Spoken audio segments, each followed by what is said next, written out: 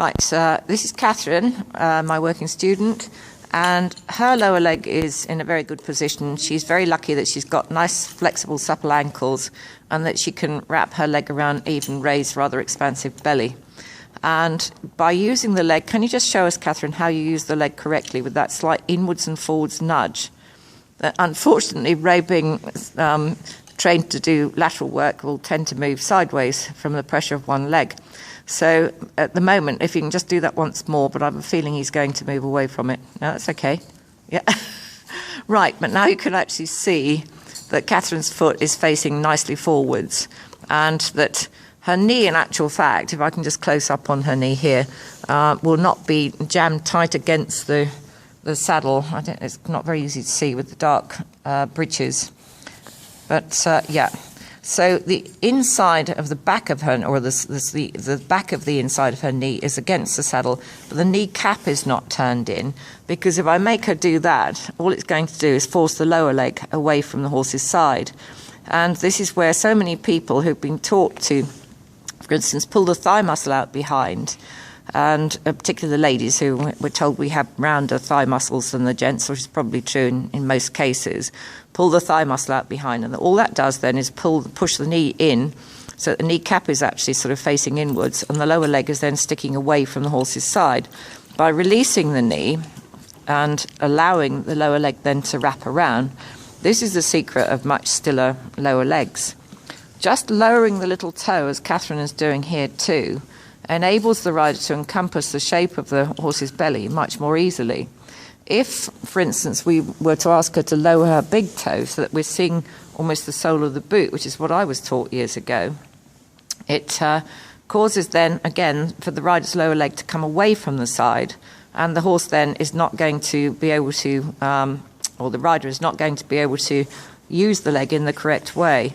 Now, so many people, when they're taught to squeeze, what they actually do is, Catherine, if we can just, yeah, so they squeeze up and back. So they might not be kicking, but they're still squeezing up and backwards with the lower leg. And that's a very ineffectual aid. But apart from that, it also confuses the horse, because that would be where the leg would be being used behind the girth. So instead, think of just almost sort of rolling the calf a little bit towards the girth, so that you lower the little toe, and at the same time just close the calf inwards as the belly swings away, and then towards, as the belly swings towards, release it. So that is the correct use of the lower leg, particularly with somebody like Catherine, who's got nice supple ankles where the leg, the toe can point forwards. Right, here's Kay on Sudi. Now, Sudi is less, has less of a barrel than Ray, and so he's a bit easier to get the legs around. But Kay has always had a problem to actually turn her feet completely towards the front. As you can see here, her foot sticks out rather more than Catherine's, but it's still quite a bit less than it was when she first came here. Gradually the hips have opened more, but you do have a few problems with your hips, Kay, don't you, at the best of times. So, but Kay has managed to learn to compensate for it, and again, you won't see her moving her legs when she's riding. You will actually not really see anything different to Catherine, in that when you close your leg, perhaps you can just do that for me there, Kay, with a slight inwards and forwards roll. Even though her foot is sticking out, she's still using the largest part of the calf towards the back of her leg if necessary, but not gripping up and backwards. So if you can perhaps do that, okay, grip up and back. Yeah, maybe not quite as high as that, but just closing the leg, but in a grippy, yeah, that so often happens. People squeeze. They think that is actually squeezing the correct way, but you can see how much more it's actually turning her foot out at the same time. So if you can perhaps just go back to doing it the correct way again, okay, yeah.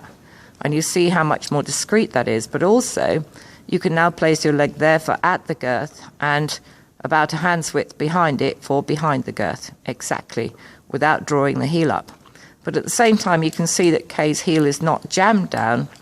It's only about half an inch or so lower than her toe, so that she's not then creating constant torsion in the calf muscle, and is able to close the calf and release it in a sort of pulsing way, which is the most discreet possible way that you can actually apply the leg aid.